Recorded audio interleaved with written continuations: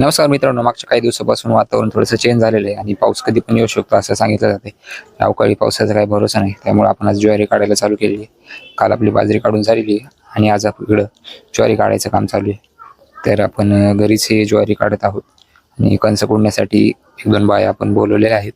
तर इकडे बघा, पुढं आपले ज्वारी कापणं चालू आहे आणि पाठीमागं बाया लगेच कणसं कुडून घेत आहेत. तर ज्वारीची पेरणी आपण आवतानी केली होती आणि बी पण आपल्या घरचंच होतं. तर त्या घरच्या बियाची आपण पेरणी केली होती. थोडं पेरणीला उशीर झाल्यामुळं आपल्याला ज्वारी काढायला थोडीशी उशीर आलेली आहे आणि भरपूर लोकांनी लवकर पेरणी केली होती. त्यांच्या सगळ्यांच्या ज्वाऱ्या काढून झालेल्या आहेत आणि वातावरण बघून भरपूर लोकांनी आता ज्वारी काढायला ज्यांची राहिली होती त्यांनी पण सुरुवात केलेली. तर बघा, एक कापलेले कणसं आपण इथं आणून टाकलेले आहेत, कारण की पाण्यावरची ज्वारी आणि कणसं वगैरे थोडेसे ओलेच आहेत. त्यामुळे आपण इथं उन्हात आणून टाकलेले आहेत, ज्यामुळे ते वाळतील आणि मशीनमधून आपल्याला काढून घेता येतील. तर या बाजूला आपण जी कापलेली ज्वारी तिचे कणसं खोडायचं काम चालू आहे इथं.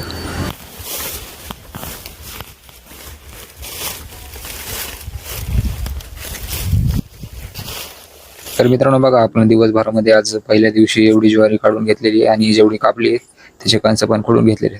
तर राहिलेली ज्वारी आपण आता उद्या काढून घेणार आहोत. आज दिवसभर तर पूर्ण ऊन होतं, त्यामुळं पावसाचं काही सध्या वातावरण नाही आहे. तर बघू, राहिलेली ज्वारी आपण आता उद्या कापून घेणार आहोत.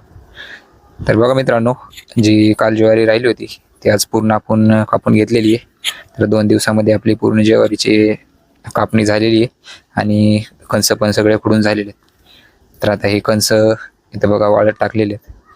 तर आजचे दिवस आपण ह्याला ऊन खाऊ देणार आहेत.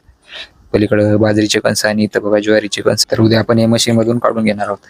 आता ज्वारी आणि बाजरी किती होईल माहीत नाही, पण बाहेरून विकत घेण्याची गरज पडणार नाही एवढी तर नक्की होईल आणि जनावरांसाठी वैरण पण होईल.